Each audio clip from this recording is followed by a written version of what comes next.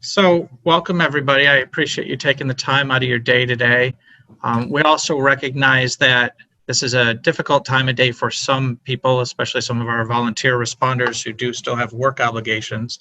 So, as Tim mentioned, these are being recorded. They all will be available on the same website that you accessed this through. And Monday's part two will also be in the evening to try to accommodate and mix it up a little bit to make it easier for everybody. I'm not a big PowerPoint reader, but your panelist today, Chief John Buckman, has spent 35 years as fire chief of German Township Fire Department. He is a past president of the International Association of Fire Chiefs, also served as chair of the Volunteer and Combination Officers section of the IFC. Chief Buckman is the current director of government and regional outreach for I Am Responding, and he's authored over 120 articles and presented programs in every state and each Canadian province. Most importantly, today he's most excited to spend time with his grandkids and taking photographs. And really that's important to where we're going to get into today, because we're going to talk a whole lot less technical and a whole lot more about emotional skills and leadership skills. Tim Scher is a leading expert in reducing anxiety and stress, president of Scher Success, Inc. Over the last 25 years, he's facilitated over 15,000 individual coaching sessions and has also authorized books, audio programs, and online training classes, and has partnered with the IFC's Volunteer and Combination Officers section in providing leadership classes. I am the president of I Am Responding. I have been running business since I was 14 years old. I'm currently the co-owner and president of I Am Responding. I'm also an elected board member of a K-12 public school district. So again, I don't like reading PowerPoints to you. I'll try not to, but I know some people are just calling in and so don't have the benefit of seeing these slides. So the purpose today is really, like I said, far less technical and tactical and more about equipping today's leaders with emotional support and leadership tools that you can use in this current time. But let's just talk about reality for a moment. Because these have become very difficult, very serious times. So at the bottom of the screen, there's a source which is the johnhopkins.edu. They've got live mapping tools that are available on their website. It's giving real-time statistics. So as of today, there's close to 500,000 known confirmed cases worldwide, 70,000 in the US, closing in on 3,500 in Canada, and over 22,000 confirmed deaths. So there's a lot of chatter online about, it's not that serious, it's not that big a deal, but we really want to impress upon everybody, this is serious. Now I'm coming from New York State. I'm not in the city, I'm central New York, but we are the hot spot of this right now. We've got over 38,000 active cases in our state alone, and that's of who's been tested. And the reality is that a great number have not even been tested or are still awaiting tests. So these numbers, preview of coming attractions if you're not in New York to what's coming your way, unless we can really take more steps to weed this out. So Tim, if you could go to the next one.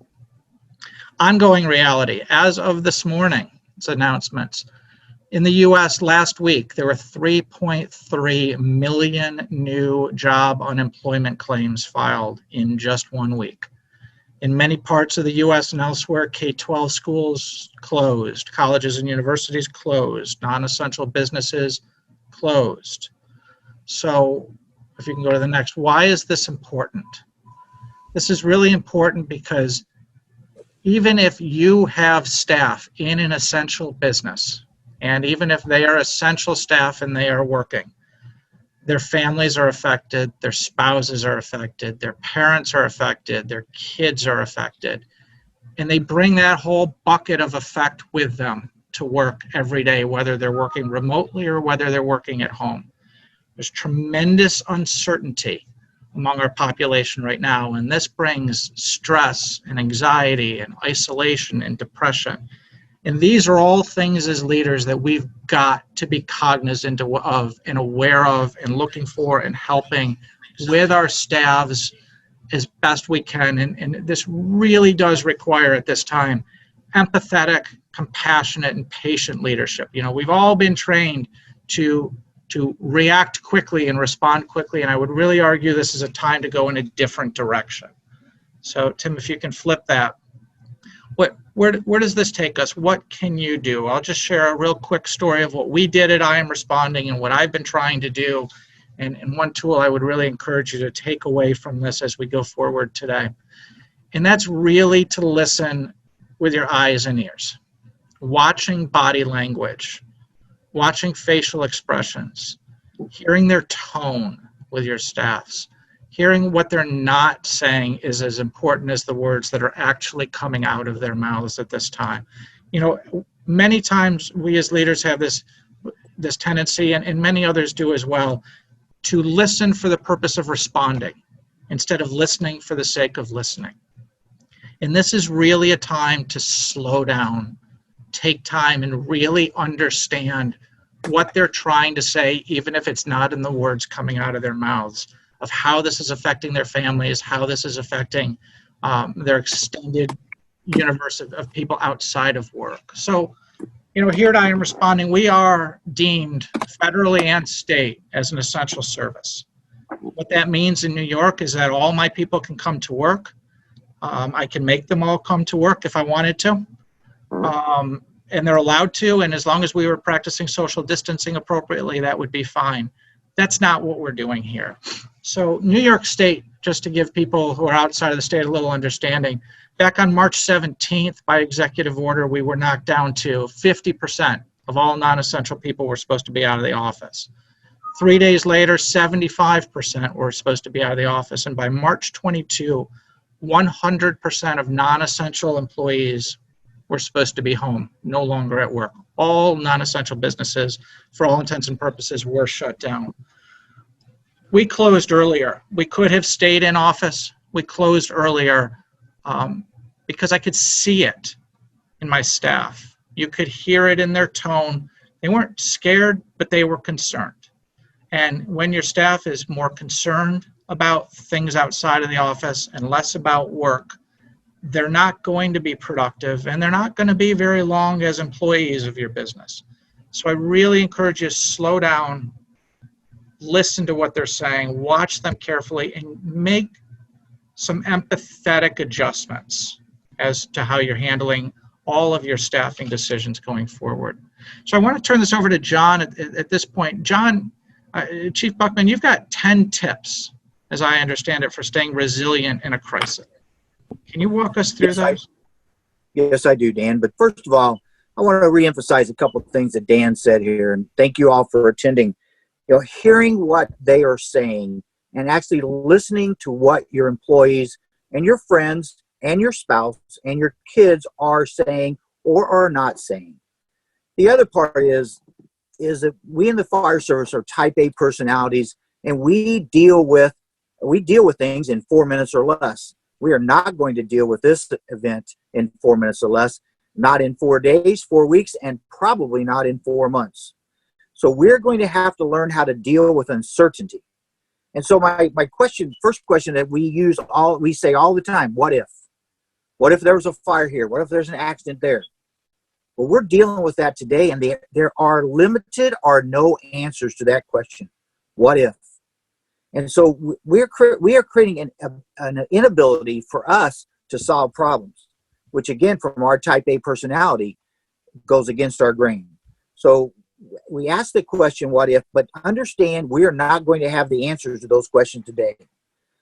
But the other part in having this presentation between the three of us is how do you take care of yourself?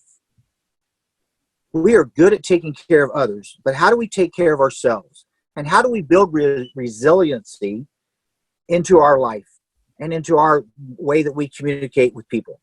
The American Psychological Association has 10 ways to build resilience. And I'm not going to read all these to you, but I will paraphrase some of them. Obviously, we need to have good relationships with our coworkers, with our spouses, with our family members, and our friends.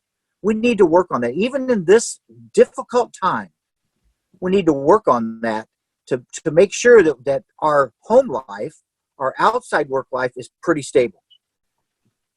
Number 2 is avoid seeing crises as unbearable problems. We are problem solvers. The fire service and other public safety, such as telecommunicators, EMS workers, and now even nurses, are much more at problem solvers than we are at managing crisis.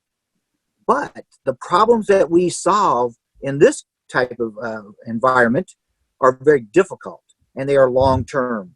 So we have to understand that we're not going to solve these problems in a short-term method. Avoid dwelling on circumstances that cannot be changed. As I said, 4 minutes or less, we like to solve our problems. This long-term problem is going to take a large partnership of people outside the fire service, outside of government, and even outside of the medical community. We're going to have to get the community, the citizens involved in helping us to manage the circumstances, and then also to develop realistic goals on how we're going to live our lives in the future. We need to take decisive actions. And by that we mean is make a decision, as we are very good at doing in most cases. Make a decision, see how it works, evaluate that decision to see if it's working appropriately or how we thought it would work, and then make a change if necessary. So those are 5 of them, but the couple of the last ones is keep a long-term perspective. This is going to go on for a long time. Yes, the amount of activity, the amount of involvement will start to drop off. We hope will start to drop off. But this is a long-term event.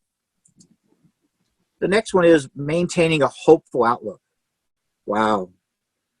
Tim and I have talked about this. Dan and I have talked about this. Is how do you remain optimistic with all the normal stressors that we have in our life, and now we have the coronavirus issue in our life? Well, at the end, I want to talk a little bit about self-management. But what I will tell you is, when you wake up in the morning, be glad that you woke up. Smile. Be happy that you're going to live the day as best as you can. So maintaining a hopeful outlook is another key component of surviving and thriving in this adverse environment. The last one is take care of one's mind and body. There is so much being fed into our minds today with all the media events, 24-hour news stations, all the social media stuff. Maybe you don't need to listen to all the news reports. Maybe you don't need to be on social media and engage in some conversation that may not be in your best interest. It is so easy for us to become negative by being fed with negative stuff. So look at how you are feeding your mind. Look at what information you're putting into your mind and how you process that information. Because we all have it. It is so easy to be negative and hard to be positive. It takes work. So the last point there is take care of one's mind and body. The taking care of your body is get rest, sleep, eat, and do some exercises. Be happy. My granddaughter, Kate, 7 years old, she has an infectious laugh.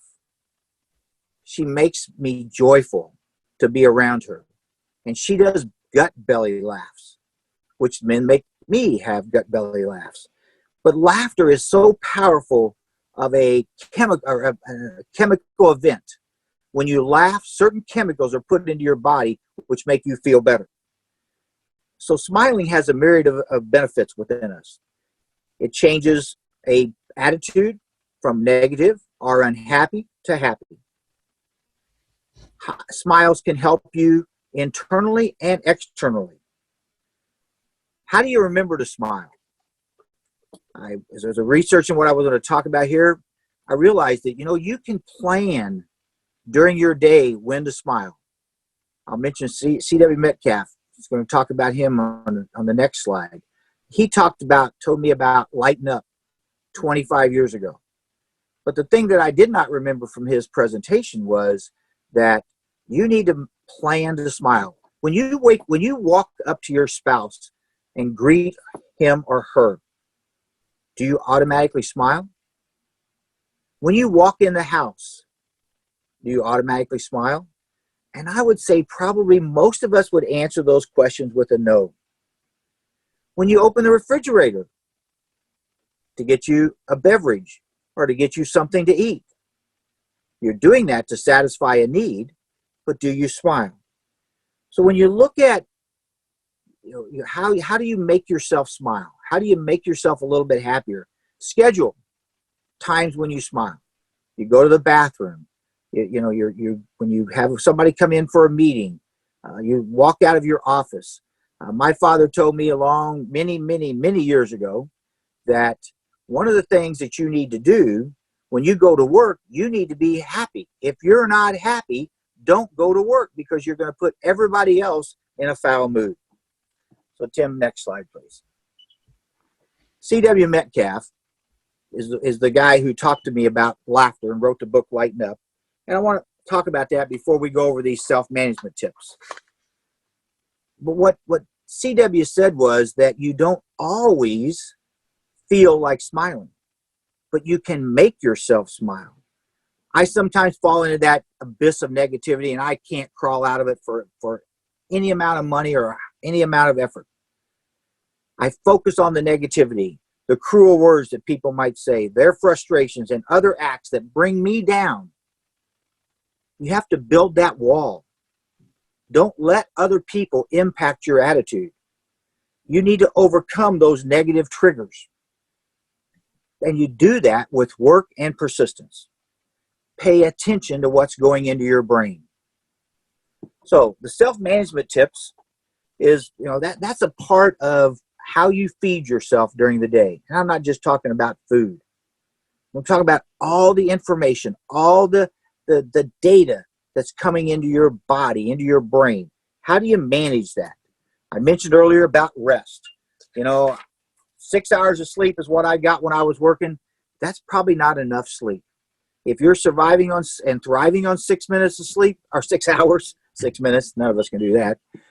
If you're surviving and thriving on 6 hours of sleep, more power to you. But you probably need to get a little closer to 8 hours.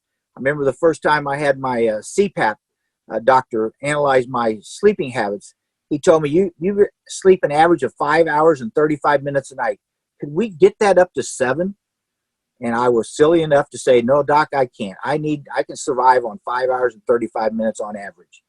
And the reality is, I was surviving, but I wasn't thriving in the way that I could have been. Spend time with your spouse and kids. And I know in this day and age, especially at this time, in this environment, you're saying, oh no, I got to be at work. I can't miss a meeting. I can't miss this, or I can't miss that. Delegate. Use subordinates. You need to go home and spend time with your spouse, your kids, your grandkids, with friends. The fire chief told me one time years ago, no matter how long he stayed at work, he would never get his work finished, and there'd still be work to do tomorrow. So go home, spend time with your spouse, your kids, your family, your friends, your grandkids. Eat regularly and eat healthy. That is so important today. In all the stress that we're facing, all the things that are going on in our lives, is to make sure that you eat regularly and that you eat healthy. Spend time or make wise choices on what it is that you're going to eat. I think you need to take a break.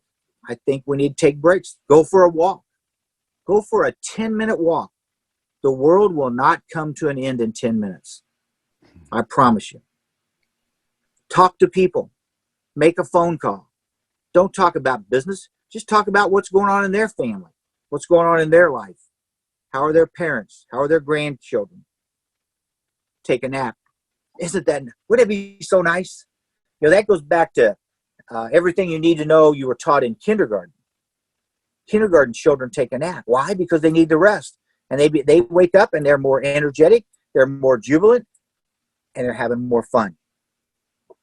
Listen to your favorite music. We all have favorite music. Load it up on your phone, load it up on your digital recorder, whatever it is. Put a CD in, but again, fill your mind with stuff that you really enjoy. And music is one of those things that can bring joy to your heart. Call a friend. I mentioned that a little bit earlier. Spending time with your spouse and your kids and friends. But call a friend. Surprise them. Say, hey, I was just thinking about you. Want to call and see how you're doing. How are you dealing with the situation that we're dealing with today? I know it's hard to do for many people, but limit alcohol consumption. In this day and age, your mind has to be sharp. We cannot dull it with any kind of outside stimulants.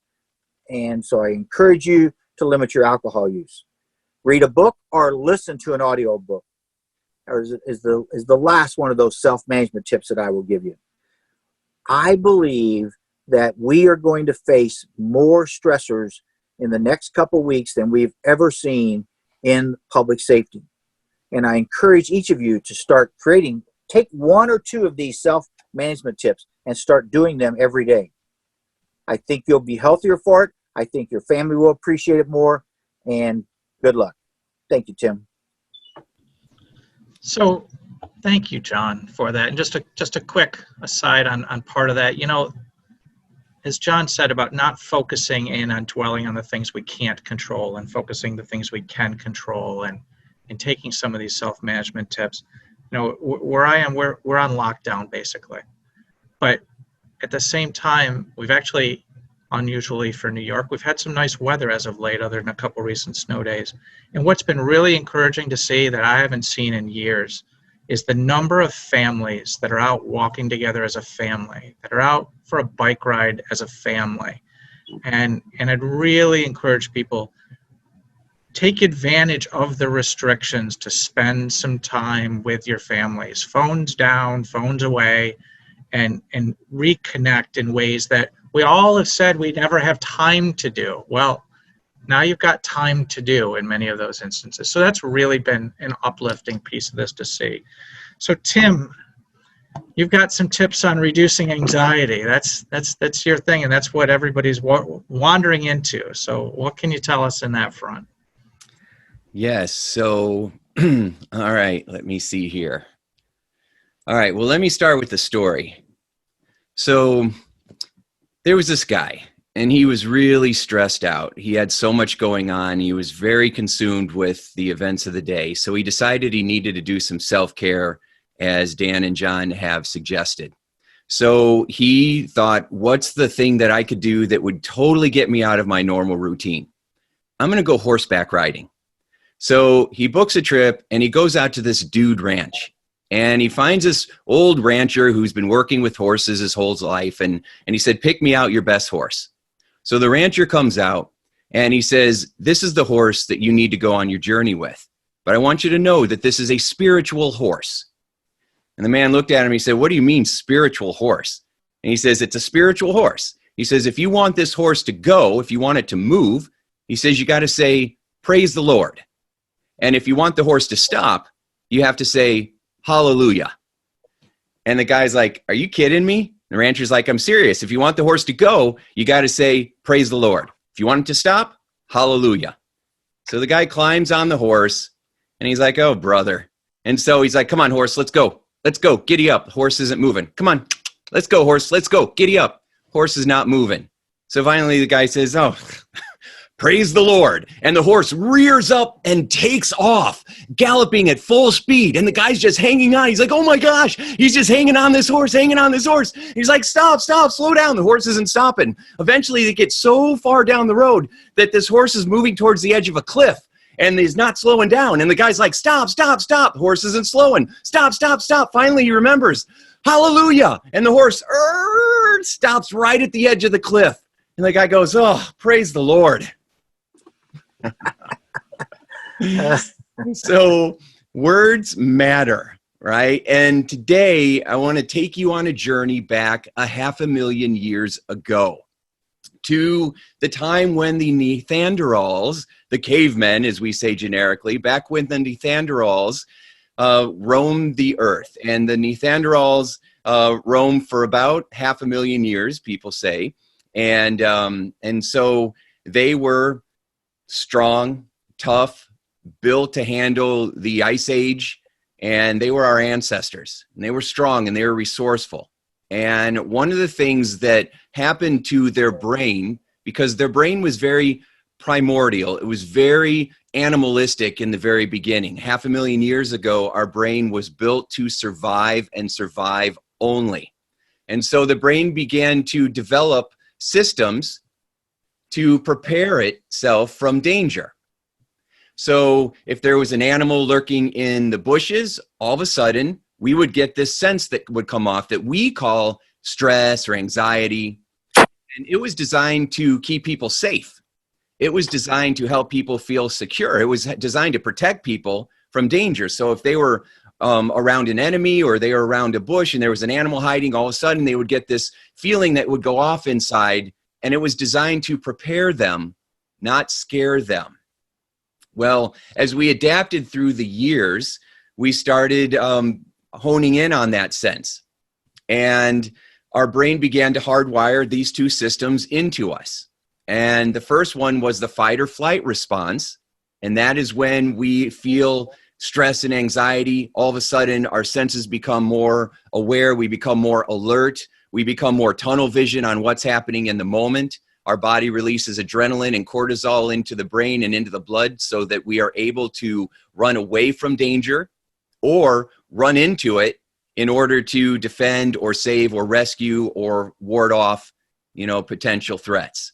And so it is a very useful and powerful resource to have inside of us. Sometimes people want to get rid of anxiety or stress, and I don't think that's a good idea. I'm not sure you can anyway, but it's not a good idea because it's there to serve you. It's there to prepare you, not scare you. Although most people are scared and seized and controlled by their fight and flight response because they haven't learned how to control it. They haven't learned how to activate their relaxation response. That was the second system that was developed in your brain. It was designed to calm and cool you down afterwards. Because if you're running on high gear all the time, you'll burn out. It's like being a race car that never takes pit stops. It won't finish the race. And so the relaxation response is the part of us that allows us to feel more peaceful, more safe, more secure, more resourceful, so that we're able to make more logical decisions. We have our prefrontal lobes that were developed over, millions of years that allow us to be more rational, more calm, and to be able to make good choices instead of just reacting based on old instincts from the past. A lot of times we react in situations, and then afterwards we have to make things better because we created more problems than there actually were. Like people freaking out and buying up all the toilet paper, right? They actually created a problem that did not exist before.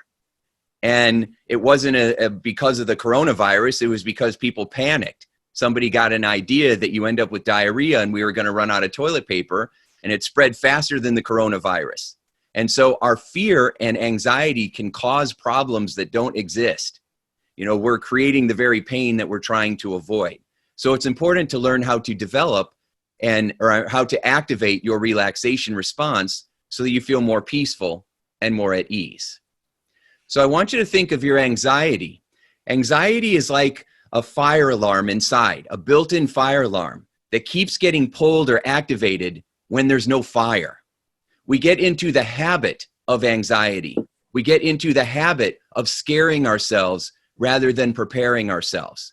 And I say it's a habit because we practice it so much at an unconscious level that it feels like it's just happening, and we don't realize that we are helping to create it. We are creating this self-fulfilling prophecy, so to speak, by what we are focusing on, what we're telling ourselves. And one of the things that we do is we tell ourselves that we don't have time to follow through on all those self-care tips that John had shared with you, right? We tell ourselves that we don't have time, or we have this faulty belief that if we let our guards down, something worse will happen. So I want you to imagine this metaphor. Imagine that human beings are like a teapot. We're like a tea kettle, and we are going on the fire, and the fire is life. The fire is stress. And as teapots, we are built to handle the stress of the fire, okay? However, if you don't take that teapot off that fire and allow it to cool down here and there, then you hit a boiling point and whoo, you blow your steam, right? And all of a sudden, we're into anxiety and making poor choices out of fear instead of being in control. So our job is to learn how to take ourselves off the fire. Use those self-care tips, those self-management tips. Cool down. Know that this is a very valuable part of your ability to stay secure and of your ability to lead. Then you're going to get back on that fire because you're built for it. You're designed for it. This webinar was made for you, right? So you're designed to be in that position because you're good at it. But every once in a while, no matter how good you are, you have to take yourself off that fire and cool back down. So how do you activate the fight or flight anxiety response? And how do you activate the relaxation response? Well, we create these emotional states. An emotional state is a feeling.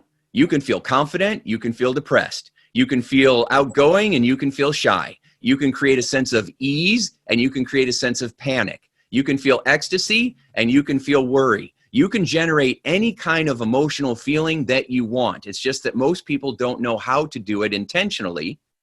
We're mostly just reacting based on what's going on in the situation, and more importantly, based on the beliefs that we have developed as children. And so those unconscious beliefs cause us to see the world as a safe place, as a dangerous place, as a school, as a box of chocolates, and sometimes people think that life's a bitch and then you die. It's your interpretation of life that determines how you feel. There's an old ancient phrase in the Jewish book, the Talmud, and it says, you don't see the world as you are, or you don't see the world as it is, you see the world as you are. So if we want to create any kind of feeling, this is how you do it. We're going to focus on how you hold your body, your physiology, what you're focusing on and what you're imagining in the theater of your mind, and then what you're saying to yourself in your own head. So let's break it down for anxiety. If you want to fire off or activate the fight or flight response and be full of anxiety, here's how you do it. 1, your physiology, your body. You're going to breathe through your mouth, short, shallow, upper chest, or you can hold your breath for maximum anxiety, right? So, right? When you breathe short, fast, tight, like you're hyperventilating, it causes the body to get tight. If you want to feel anxious, you want to hold as much tension in your body as possible. You want to walk around feeling tight. You want to hold that stress in.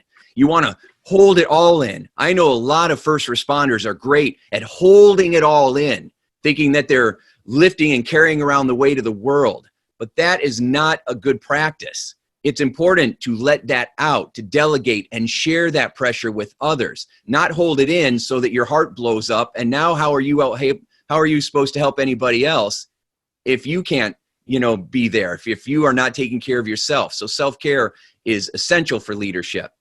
But if you're firing off the fight or flight response, then you've got to hold that energy in, and you also have to speed up. Now, I've been helping people with anxiety for 25 years, and the thing that I've noticed more than anything else is you cannot feel anxious in slow motion. It's impossible. Try to feel like you're having a panic attack in slow motion. You can't do it, right? You'll be bored, but you won't be panicky. So what you want to do is, if you're going to want to feel anxious, you need to speed up, right? So you just need to be moving around faster. You need to be talking faster. You should swear and cuss a lot, right? Because that will activate that adrenaline inside of you. Then what you do with your mind is you focus on all the images, all the things, all the outcomes that you don't want, okay? You want to focus on what you don't want. You want to focus, if you have flowers and weeds in a garden, your job, if you want anxiety, is to water the weeds so that they keep growing and you get more of them. So in your mind, play worst case scenarios. That's what people do when they're scaring themselves. Make scary future events or hurtful memories from the past, make them big and large and clear in your face, right? And keep playing scary images over and over and over, especially when you lay down to go to sleep at night, because then you won't be able to sleep. And that really helps to promote anxiety, if that's what you want. Then the third thing you do is you talk to yourself in a specific way. You tell yourself things are not going to work out. You be discouraging, non-supportive, and critical of yourself and others. So in your mind, you're holding your body tight.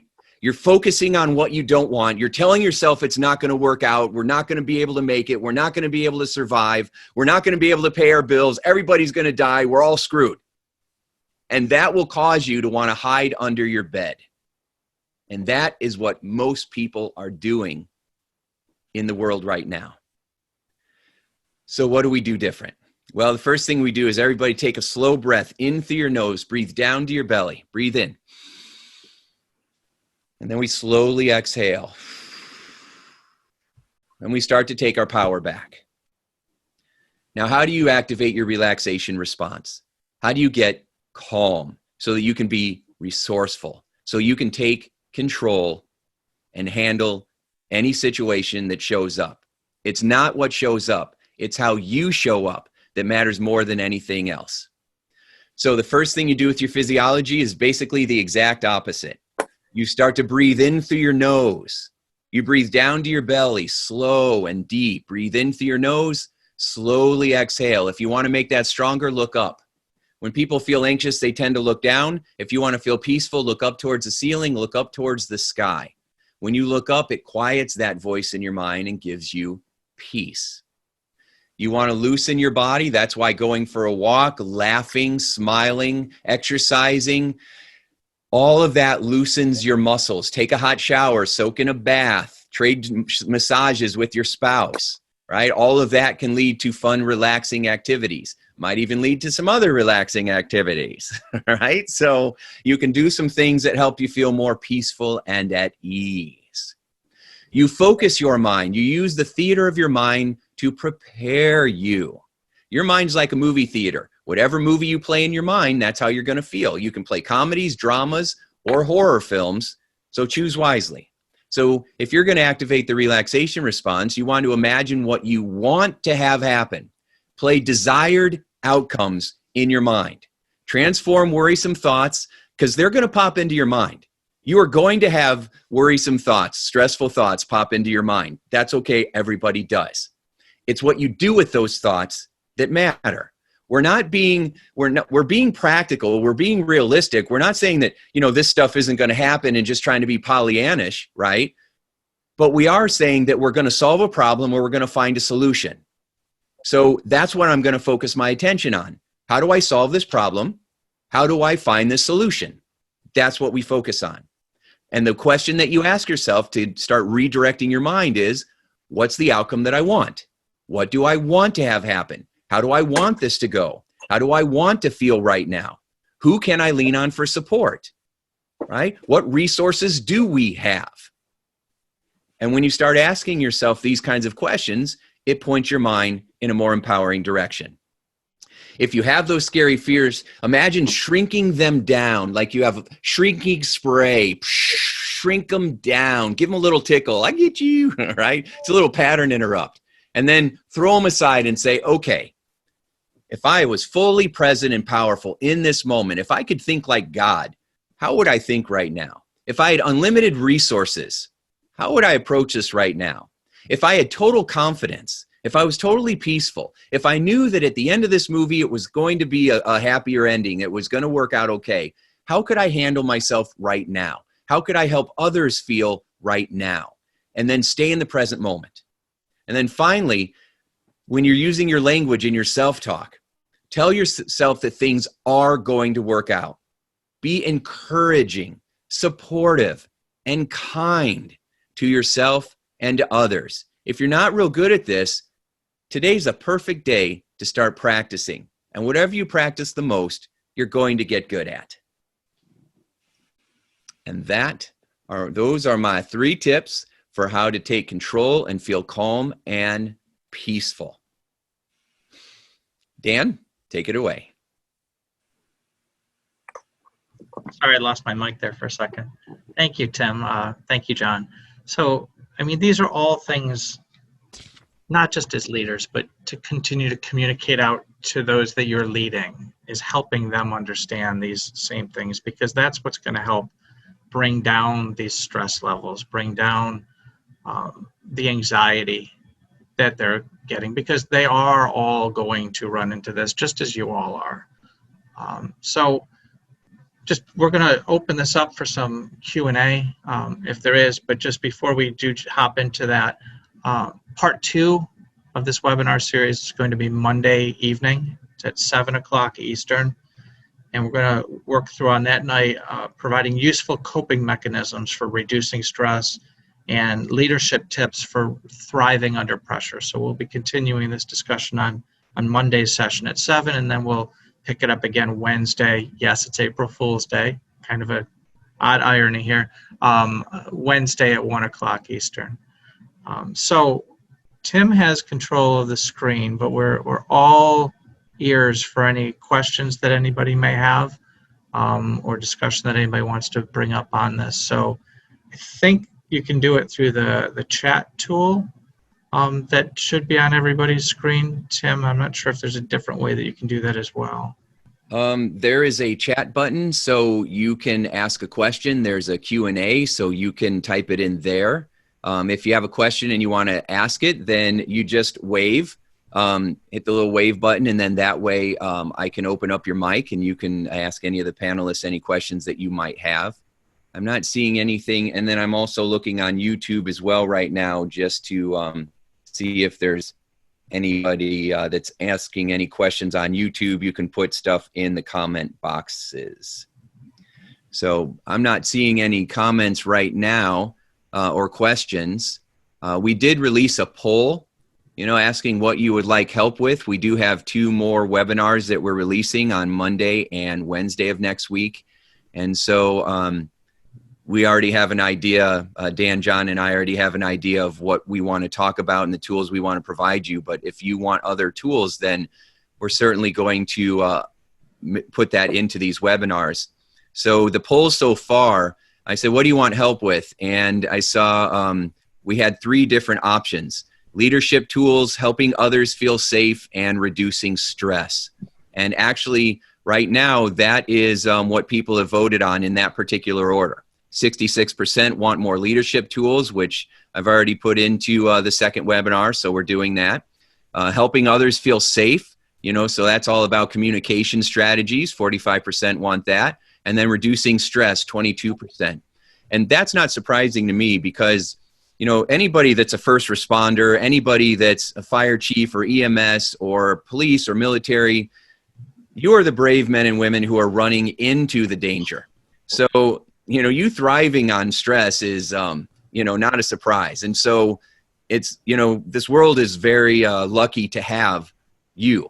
And so that's why the 3 of us wanted to get together and support you in any way that we possibly can, because we know that you are out there, helping to save the world. So, all right, let me see. Tim, one of the questions that we do have in now is any suggestions as to dealing with coworkers that are difficult on a daily basis to remain positive? And sure, and I'll start and then I'll kick that over to you. But that's a great question, because that's something that everybody's going to deal with. And the reality is, again, to go back to where we started this, there's a tremendous level of stress that's on a lot of people internally and externally from their job environment, a lot of things that they're bringing with them to work. And what I would really encourage with those coworkers is to go back to where I was at the beginning of this session, is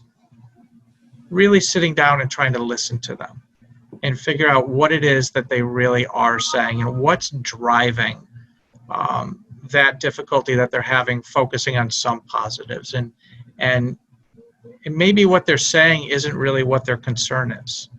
Maybe it's a little bit different from what they're saying, and it was why I go back to really watching their body language, trying to hear what they're not saying many times is more important than the words actually coming out of their mouths. And to better understand where they're at, and then going through many of these same things that Chief Buckman talked about with these coping strategies of what can you do that you can provide them as tools to try to find some positive where they are and how they are. And you know what, look at the reality is in the work environment, whether it's office, whether it's fire department, maybe it's time that not every situation is treated as company-wide policy. And some people just have different stressors right now than maybe their coworkers do. And maybe it's a time to really listen to what, if you can get it from them, what their unique circumstances are, and find some accommodations that can work best for them and you. And instead of just, again, saying, well, these are policies and everybody follows it and march forward, certainly we have circumstances where that happens, but it doesn't always have to be that way. So I'll kick it over to John and Tim now on that. Yeah, Dan, John, can you hear me, Tim? Yes. Yep. You're good. Okay. Dan, you're so on target there. And you know what you got to do. You're gonna have to spend time mining the information to try to figure out what is creating this individual's negative attitude. We all have a choice when we get up in the morning. Some people, no matter how hard they try, they cannot choose a positive attitude. And in this type of circumstances that we're in and we will be in for the foreseeable future, these people can be like a cancer on your organization, on your company, on your battalion.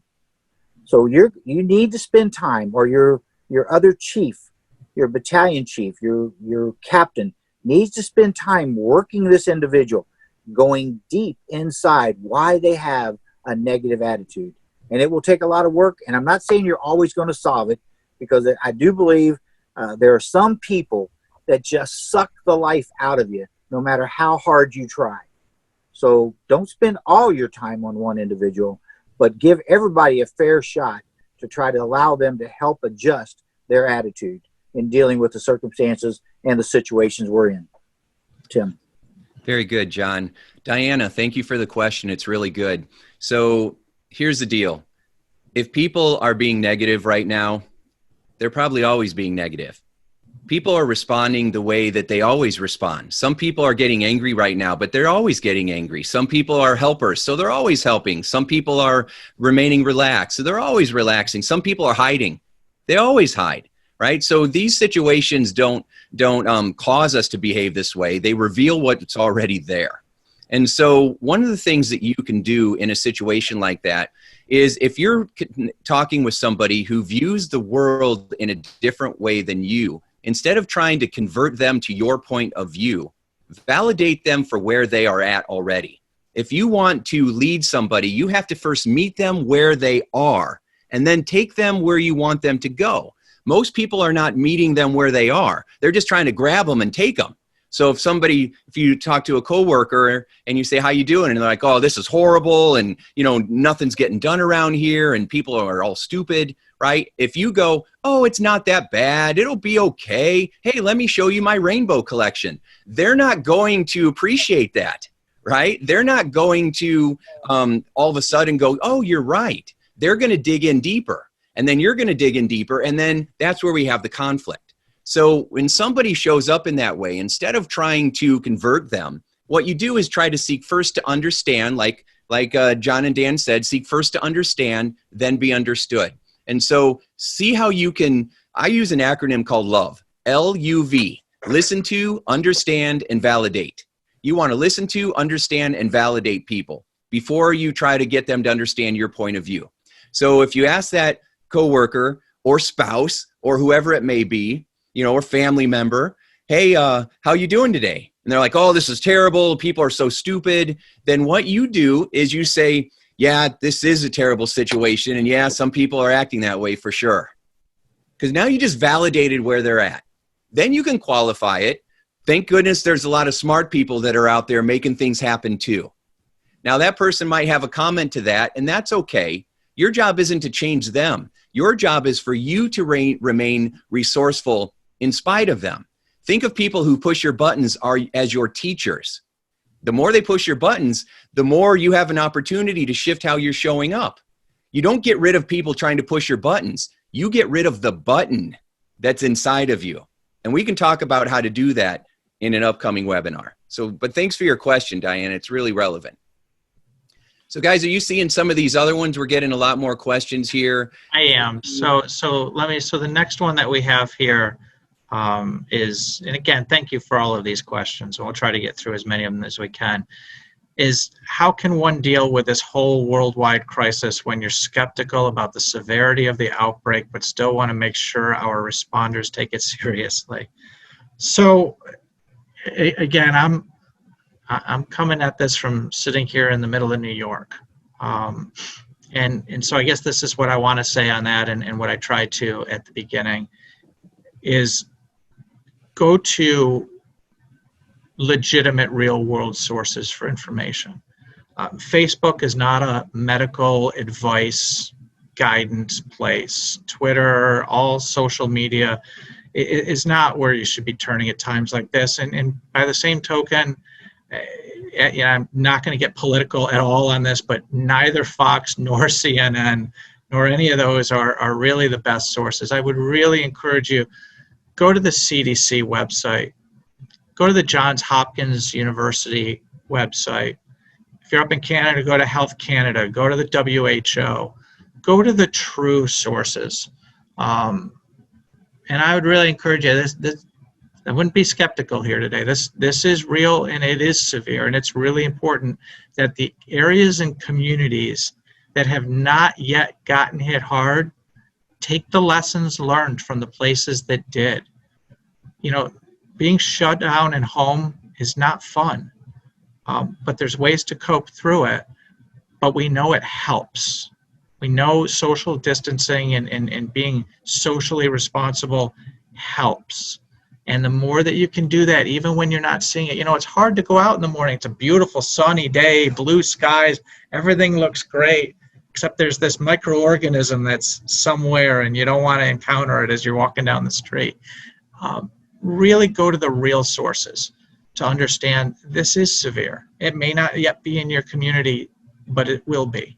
And do your best to be aware of the severity, but keep your mindset in the things, as Chief Buckman talked about before, Tim talked about, keep your focus on the things that are actually in your sphere of control. Because the things that are outside of your sphere of control, there's nothing you can do about those.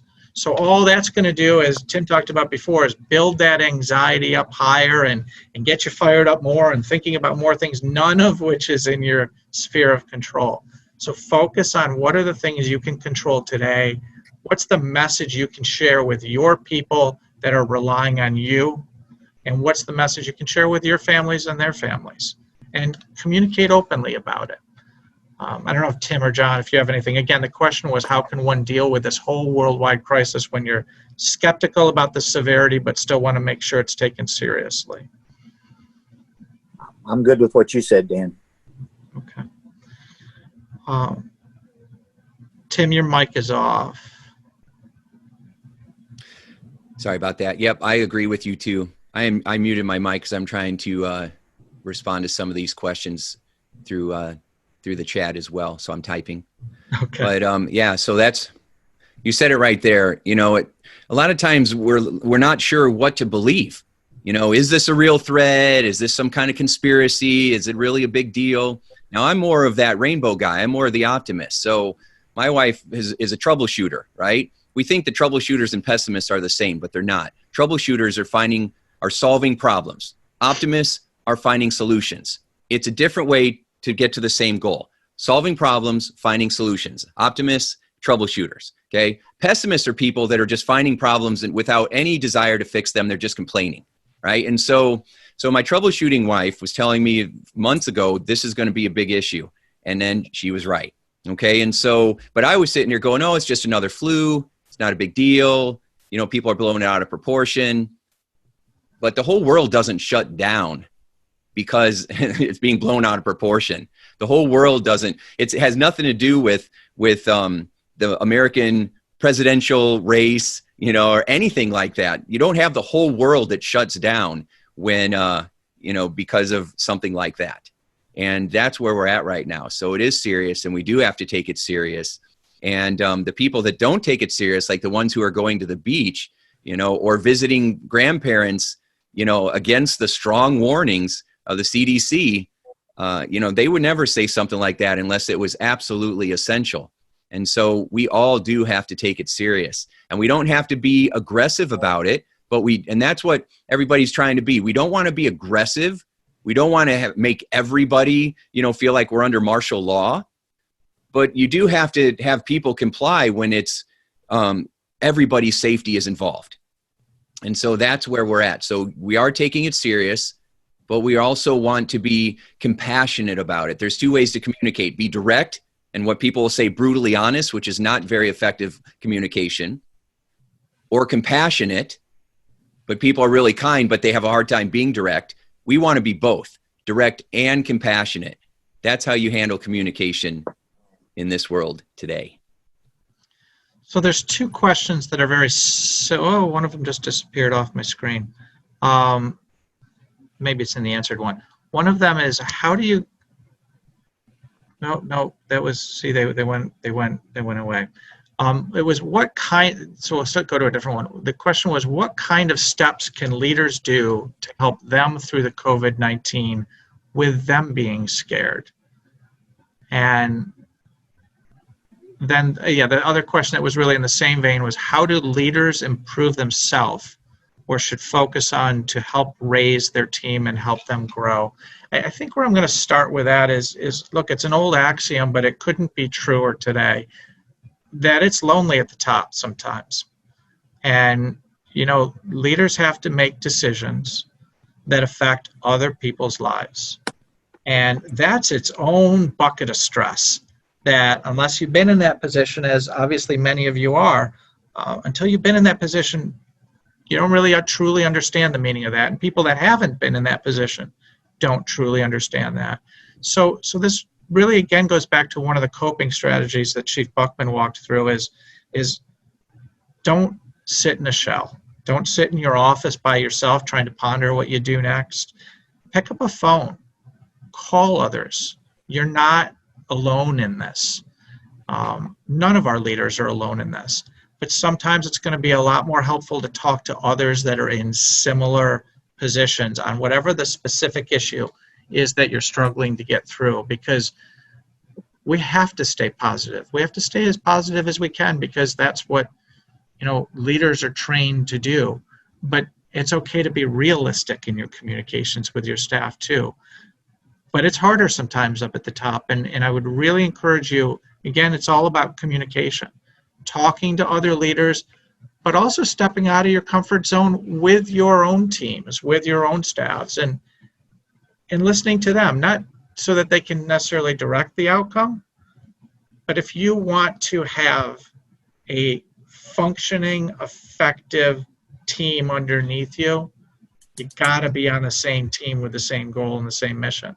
And if they're going left and you're going right, that's not going to work through this, and it wouldn't work through any scenario. So really listening, again, I'm going to keep coming back to the things that you're hearing and seeing, but talk it through with other colleagues in the same leadership position that you're in.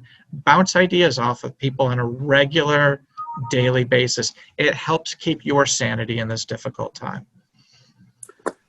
Dan, John, you're right on target there. One of the things that we're dealing with that is abnormal for us is, hey, John, John, yes. And Dan, make sure that before we answer anything, we repeat the question, just so that everybody hears the question. Okay. Feedback I'm getting. So let me just repeat that one quickly. The lead question to that, there were two of them. One was, how do you keep your staff positive when it's getting hard? No, that wasn't it. I'm sorry. What kind of steps can leaders do to help them get through this crisis when they're scared? And how do leaders improve themselves or should focus on to help raise their team and help them grow? Those were kind of the two questions that were being answered together. Yeah, I would relate to the leadership of yourself and how you deal with yourself. We're in turbulent times that we've not experienced in this country.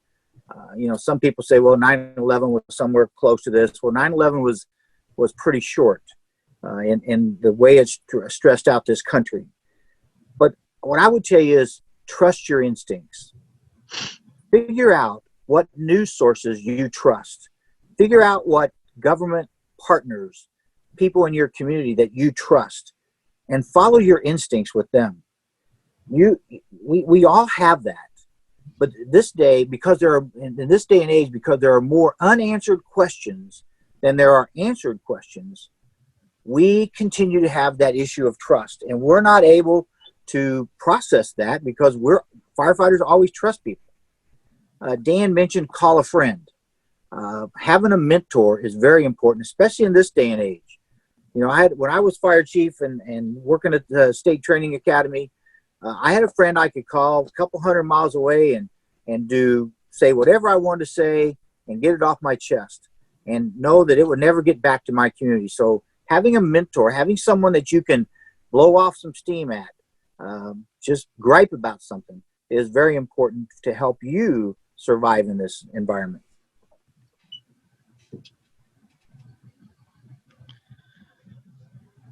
So Tim, there's a question that's pending here that's straight up your alley. You touched on it a little bit before. The question is, I've been in EMS and the fire service for over 35 years. I get asked, how can I smile? I say, why not? This answer doesn't always get a good response from time to time. What do you think on this? Thanks, Bill, for the question. So instead of saying why not, what they're looking for is an answer, right? And in these moments, you know the reason why you say why not.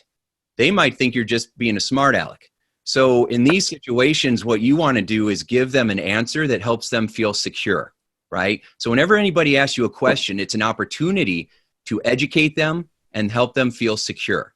So a better response, a couple of different responses might be, I'm smiling because I'm telling my brain to stay calm so I can focus on doing my job and keeping people safe. And then they'll be like, well, keep smiling then, brother. Right? Or I'm smiling because it helps me reduce the stress so that I can keep my immune system up. I recommend that you do more smiling and pass it along to others because smiling is also contagious.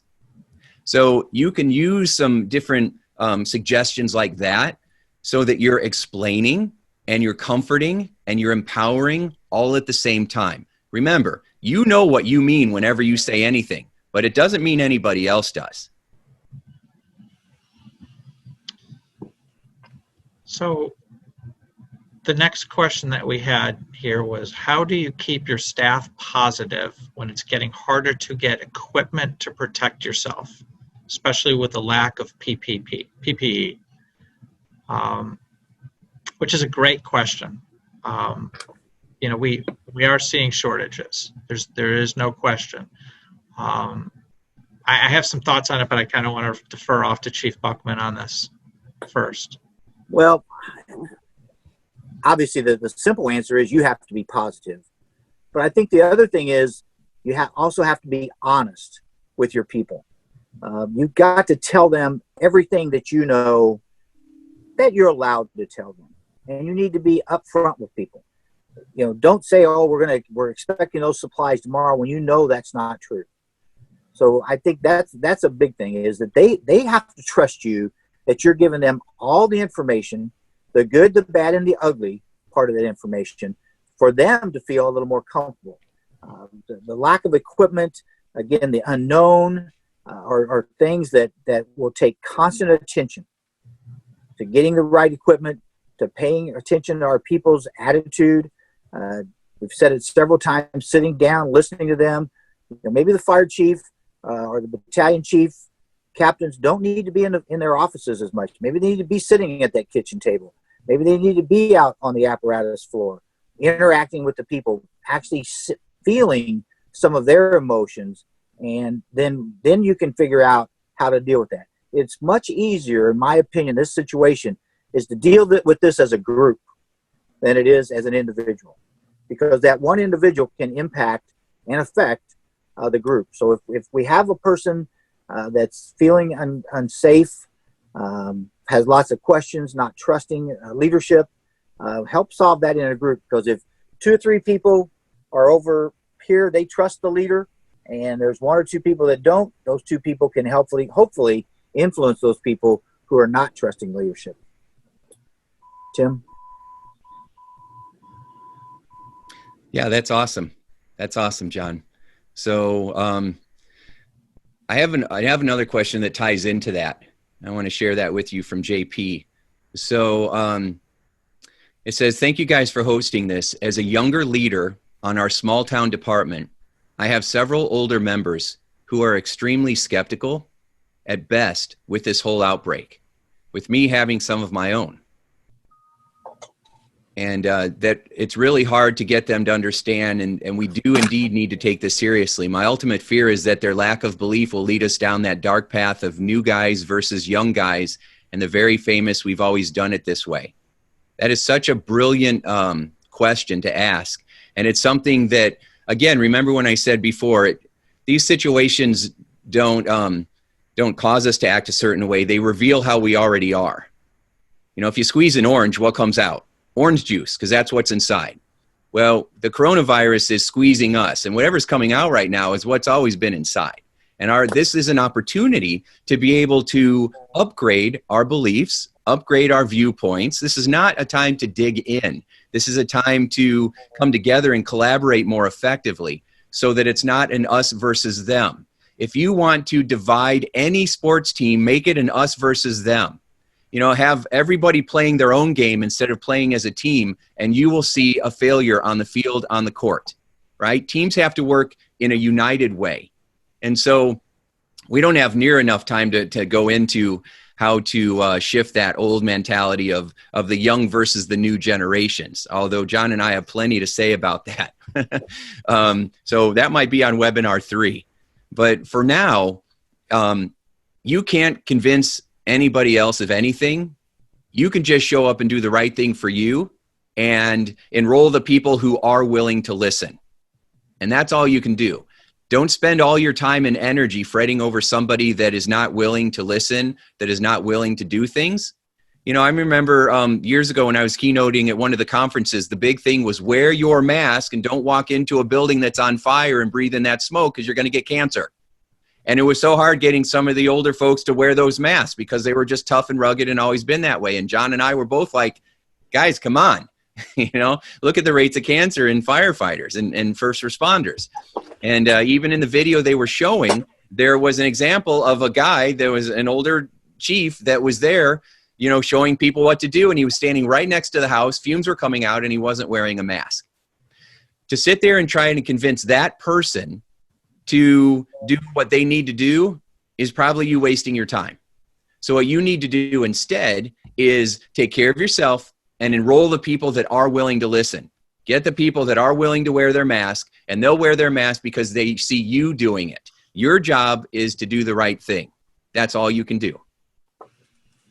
And I think both of those answers really, they dovetail really well into each other. Look at, as John said, be straightforward and transparent when you can. Information, true factual information, people thrive on that, and they have a thirst for that. And this is one of those times where you don't hold facts and knowledge back and keep it in a drawer in your office, because that's not helping people that don't have that information. So, you know, one of the things I've tried to do every day since we sent everybody home back on March 16th, you know, our whole staff is working 100% remote right now, is I really make an effort to stay in touch with them. And our sales manager makes an effort to stay in touch with them every single day.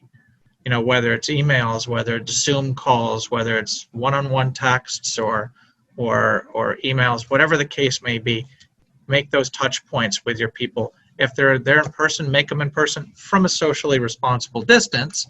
But let's, you know, communicating transparently with facts, not engaging in you know, political debate and, you know, and something I saw a friend of a friend posted something on Facebook. That's not the information that's going to drive right and proper decisions right now. Going to proper sources, conveying facts as transparently as you can is one of the biggest tools to reducing their anxiety and keeping their understanding of the workplace. But you're going to get those one or two.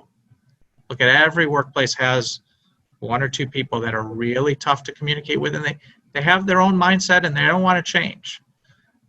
As Tim said, work on those around them. And the more everybody around them starts to understand what needs to be done and does it, you're going to find that those others end up following that same path more times than not. So here's a really great question from Becky on here, and this is a tough one. How do you keep your roster from dwindling because of fear within the department? And yeah, I see that facial reaction, Chief Buckman. So I'm gonna defer right off to you on that, because boy, that's a realistic, problematic issue in many places right now. It is, and I've talked to several fire chiefs that are afraid of this issue and the long-term impact, not just on the current staff, but on future staff. That we're not going to be able to recruit as much. I'm going to go back to what I said and Tim said. Is it's about trust. We have got to tell our people the facts. We've got to have good sources of information, and if they trust us, I believe if they are truly a firefighter. Now, there are some people who join the fire department just to get the T-shirt. Those are the people that probably won't stay. But the firefighters the volunteers who have actually bought into being a volunteer firefighter, I'd say 80% of those people will stay. But you got to be truthful with them. You got to be honest and tell them all the things that you know. That's the best that I can say. I can't say it better than that. And yeah, we're repeating that statement all the time here. Communication and transparency is so critical right now. So Charlie has a question for us from John's hometown, home state. One of the question is as follows. One of the challenges we are dealing with here in central Indiana is the fact that all of our stations are on lockdown and we aren't allowing visitors, including family members. Many of our stations are very family friendly, but this lockdown has created an added level of stress with the fact that we can't allow our family members to come hang out at the stations, so we've turned to utilizing FaceTime or Skype so we can still be in touch with family, but that doesn't always reduce the stress we're dealing with, and especially that our families are dealing with, because they're very worried about us as well. Maybe you guys can touch on how to reduce stressors on our families. And boy, Charlie, that's really great, because it's on. And we've touched on this a little bit. I'll expand on it a little bit more and then go over to Tim and John on this. This is where some scheduling needs to perhaps change in departments, where some leeway needs to be given to members as they need it, as their stress levels are building, or if they've got a particular family situation that's building stress. We all have it, but in different magnitudes and in different respects each and every day. This comes back to what we've been in lockdown for quite a while here in New York, not long enough, unfortunately. But that family time, I'll come back to what I said before. We all have always said we don't have enough time to spend with our families. And this is one of those times where what I would encourage you is make that time now and dedicate it solely to them. I mean, I go home earlier each day. I look forward to family dinners. We've got a very busy family, 2 kids and all kinds of sports and activities. And my wife works in an essential defense business. I work in this one, and we don't have a lot of time, and we're past like torches in the night.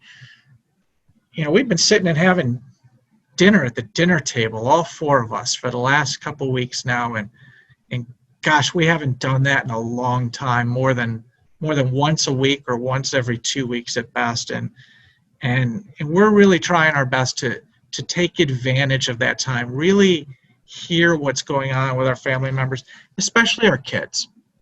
And I'd really encourage you guys, when these kids are locked down, school's closed, they're not allowed to go out and hang out with their friends and socialize, they've got a whole different stressor going on. And not to throw her under the bus, but my teenage daughter, reminded us quite vividly last weekend in a conversation that her whole life's been turned upside down too. And I realized we hadn't quite been listening to that as well. I mean, every single aspect of their lives has changed. So I can't talk to you about opening your stations back up, but I can talk to you about making time for your members to spend time with their family. And when they are spending time, make sure it's uninterrupted quality time where you're really listening to each other and sharing what's going on with each other. And And I think being able to spend that bonding time that we haven't all had time for recently can help reduce some of that family stress as well, and help them understand what you're dealing with, and you try to really better understand what they're dealing with. Tim, Well, John would second that comment, Dan, about time. And, I was not always good at this, but what I'm going to tell you is when you go home, for an hour, for 1 hour, concentrate on your family 100%. Don't go looking at your cell phone. Don't go looking. I mean, obviously you're going to take a call from the mayor, some high level of official, but put that thing away. Don't look at email. Don't look at social media. Give your family an hour or two of your 100% undivided attention. And I have learned to be better at this, is listen to your spouse. Shut your mouth and listen to the challenges that she has had or he has had during the day. They really don't want to hear your challenges. They know you're having them, but if we want to improve our spousal relationship, our family relationships, keep your mouth shut and your ears open and listen to what they have to say. I have gotten better at this in the last 15 years, but I was not that good at it in the previous 15 years. But I will tell you, and I did it to Leslie the other day, and she's not on here, but she's upstairs. She could be listening. But I did it to her the other day. We were talking, and Nick and Kate were over here, and Nick started talking, and I started paying attention to Nick. And guess what? She got up from the table and went to the living room. And I realized then I failed to give her the attention I did, because she had been working, and she wanted to tell me what was going on at her work and some of the challenges that she was having. But just for a second, I lost my focus and went to Nick. And then I lost all my focus with my wife, and she walked away, and took me a while to recover and get her to talk about that. But 100% attention. 1 hour, 2 hours is not a long period of time for you to focus on your family. Remember, you said until death do us part. And so this is the kind of time where we have to make exceptions to what we do on a normal basis or every day, and pay 100% attention to our spouses and our family for whatever period of time you can in a day. Tim? Wow, John, that was beautiful. I mean, that was really worth the price of admission right there. So listen up, people. Shut your mouth and listen to your spouse, because those are words of wisdom. A lot of times you have the people in the station that you can vent to or talk to. Sometimes your spouse doesn't have that support system. On the other hand, your spouses are as tough as you are, right? They know what they got themselves into. They're married to first responders. Are you kidding me? And so they just want to know that you're safe. You're always, in situations where you could be in danger. So I get that it's harder if you can't bring people in, but that is you being loving and kind to them because you're protecting everybody. So that is the right thing to do. It might be cool to look inside of a burning building and see what it's like in there, but that's not a good idea to let your friends and family run into it, right? You got to keep them safe. And this is just another way of, doing the tough job. And, a tough job means you don't get to just do the things that you enjoy doing. You also have to do the things that you don't enjoy doing. And so keeping that, I don't like the word social distancing. I like the word physical distancing and social connecting. We need to be doing more social connecting and more physical distancing.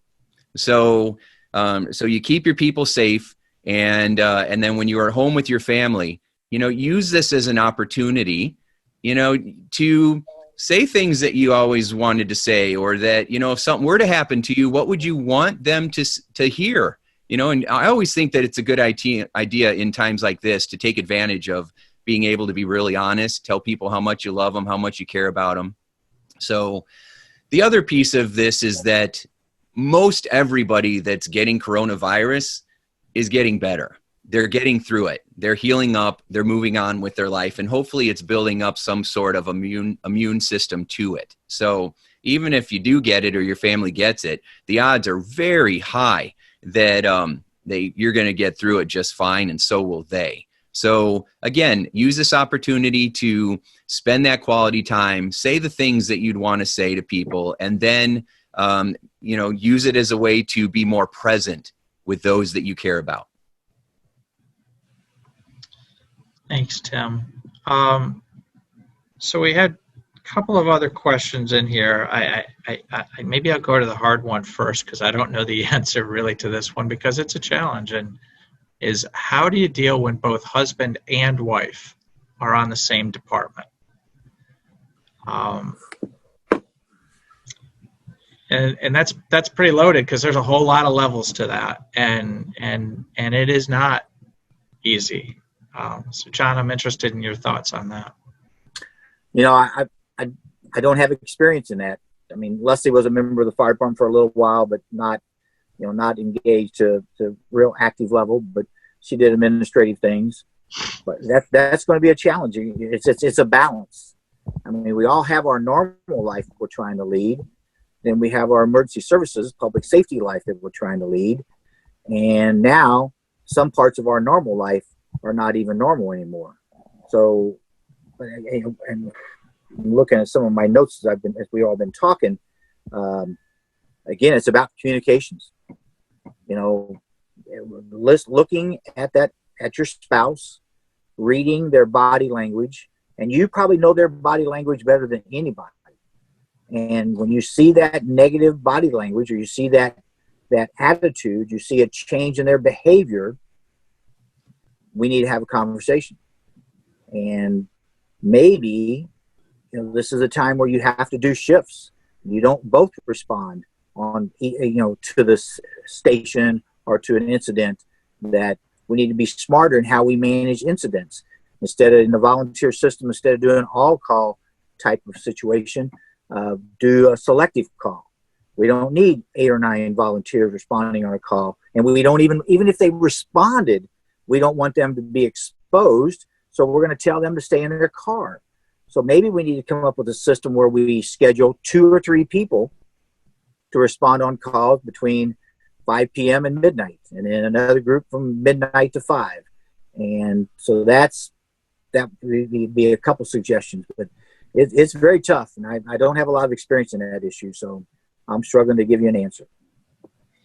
So there is an answer that somebody did type in and share a little bit of this or some input on this, and what was written was, it takes time. I meet my wife. My wife is at the same department, and what we did is we leave home at home and work at work, and we've learned that at the hall we're coworkers and nothing more until we're done working.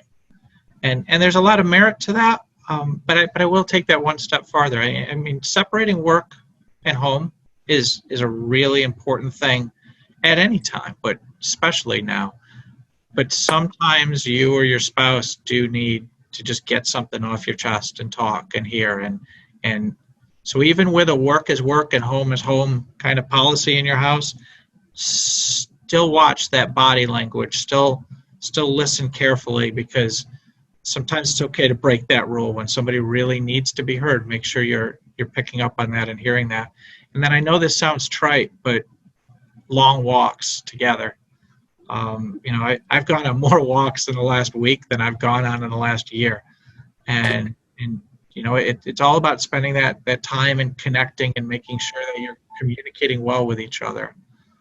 So I know that sounds a little trite, but a lot of walks, a lot of bike rides going on, and keep up with that.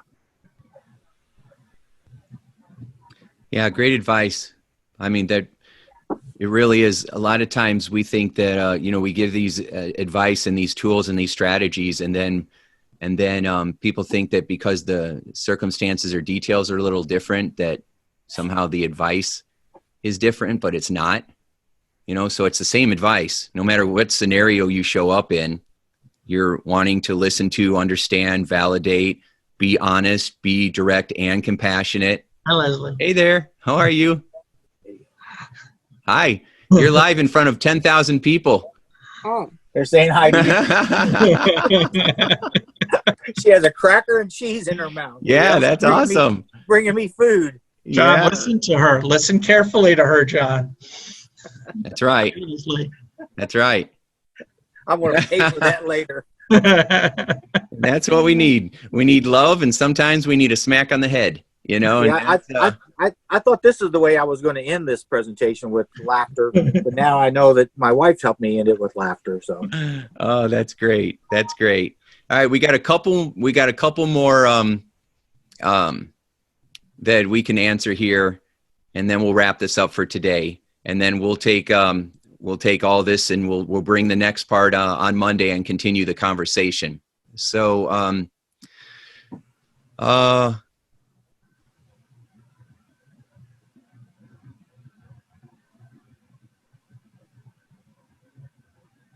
okay, so I'll just read the two that I see here. What can a young captain do to help improve himself and him or herself and show? Okay, so it's a he. Improve and help show his team and help the department see what he has in mind and what he's trying to do to help them. So pretty much this person wants, thank you for your question. You know, you're a young captain, you want to rise up through the ranks. You know, you want to show that you have good ideas and that you have, you know, something to offer. And so are there some tips or ideas? It's a little off topic right now, but people have the opportunity to ask the question. So I really think that's awesome that you did. You know, but are there a couple of tips that you could do in this particular situation that might allow you to be seen as a contributor or as someone who is actively being part of the solution to move up the ranks? Lead by example. Don't ask other people to do things and then wait for them to do it and you sit on the sidelines. The best thing that any leader of any age or rank can do at this time is to lead by example. You know, and I've said this, you know, in our company from our very first hire, there's not one thing that I ask you just switched off your screen just so you know, Tim. There's not one thing that I've ever asked any one of our employees to do that I haven't done myself and that I don't continue to do today. And the single best thing I would say on that is lead by example, do what you know is right, and other people will follow. I would add to create and communicate a vision for what you want your crew to become, and then take your time. You can have the best vision in the world, but trying to motivate 3, 4, 8 additional people is going to take time and energy. So, you know, and you're not going to create the vision alone. You're going to create that vision with your team members and then communicate that vision to more than just your current circle of people, and then take your time in implementing that vision.